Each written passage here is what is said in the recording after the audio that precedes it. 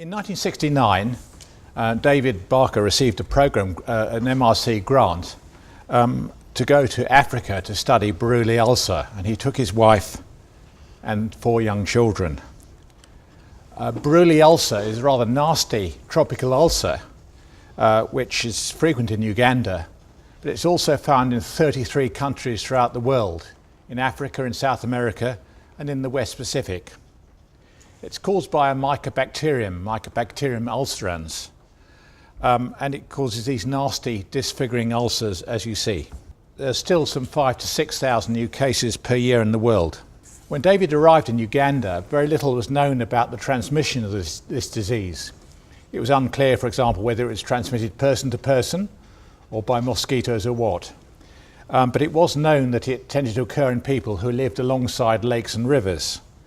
And David developed this hypothesis, I've called it the Barker Swamp hypothesis, that this was related to people going into these areas and receiving trauma from the sharp reeds growing alongside the Nile, and that this was the source of infection. And he carried out some epidemiological studies to harden up this hypothesis. So, for example, he showed that people tended to get these lesions on their arms and legs, that there was a seasonality such that the men who only worked in harvest time in these swampy areas showed a seasonality, but this wasn't present in the women who were forced to work there all the year round. He also showed that outbreaks of this disease tended to occur when there was flooding in previously dry areas of Uganda. Mary Barker has shown me, lent me some slides, pictures that David took at the time. And you can see David Barker there and his collaborator Wilson Carswell, who's a surgeon in Uganda. And this archive contains some lovely maps showing the distribution of the villages where he studied the disease, and some of his field notes. And these describe some mouse experiments which I don't think were ever published. He then went on to test the hypothesis by looking at tsetse fly control workers and looking at where people got their water supply. And people living in and around swamps, either permanently or seasonally, had a much higher percentage of ulcers than those who got their water from boreholes. One of the interesting things about reading these old papers was there were no statistics in sight in any of these papers, no p-values at all, and it makes rather interesting reading.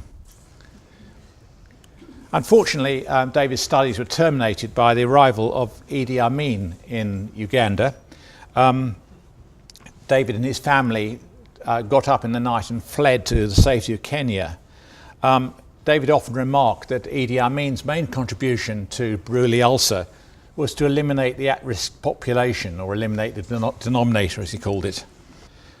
What about an update? What's happened in this disease since David did this work?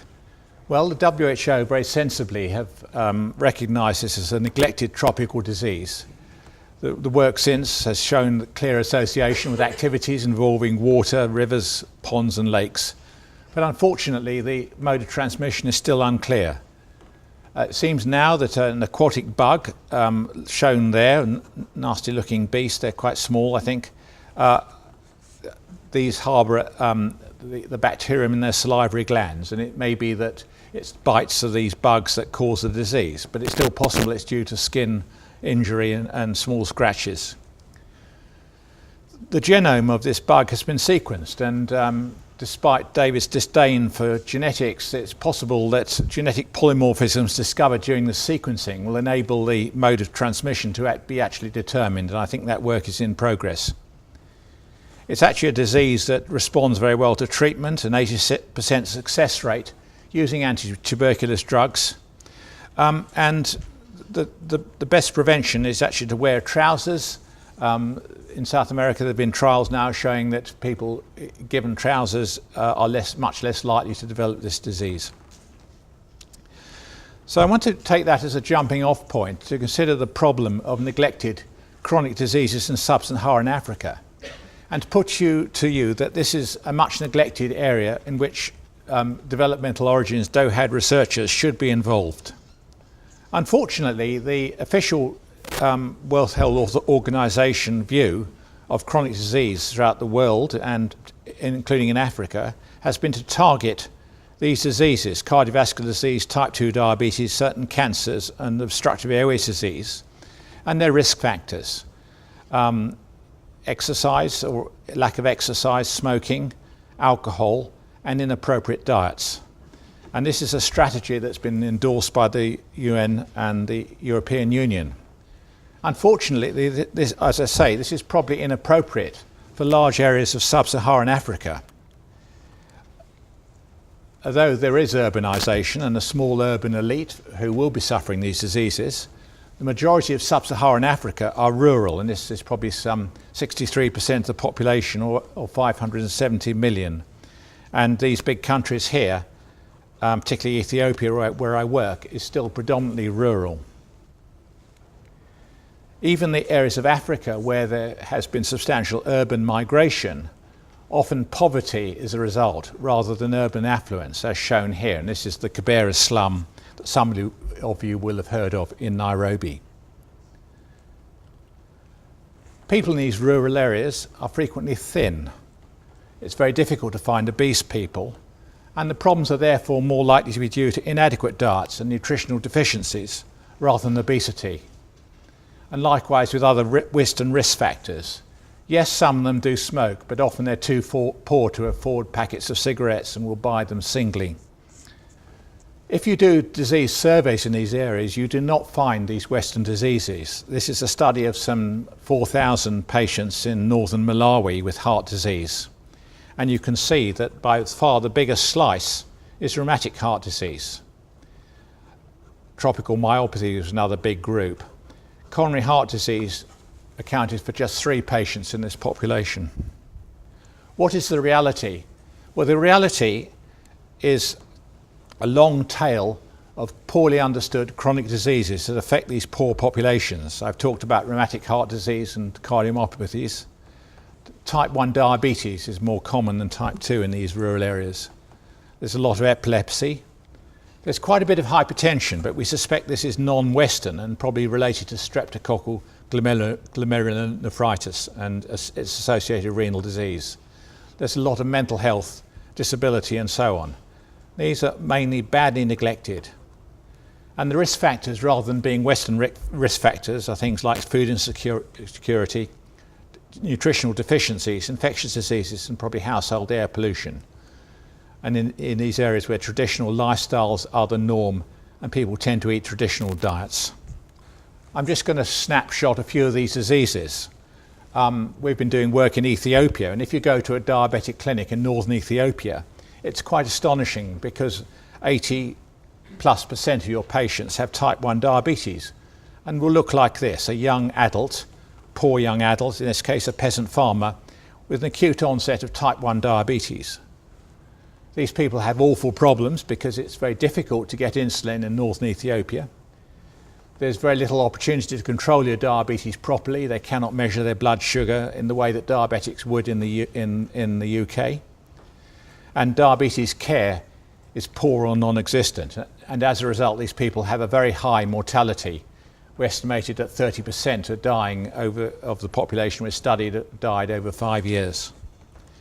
We've done some studies of these people. They confirm our initial impressions that this is a disease of young adults, and particularly men rather than women. And you can see this is the age incidence curve in northern Ethiopia. In the UK, most of the cases would be in the under 20s, adolescents and young children.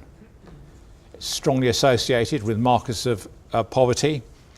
People tend to be unskilled or farmers compared with people with jobs, government or business. These are relative risks, and have poor levels of education.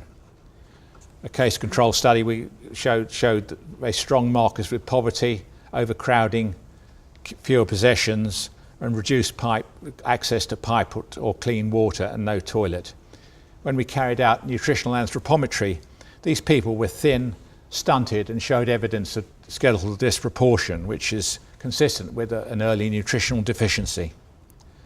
Epilepsy is another disease you find commonly in these rural areas, and this poor chap came to our clinic in Ethiopia.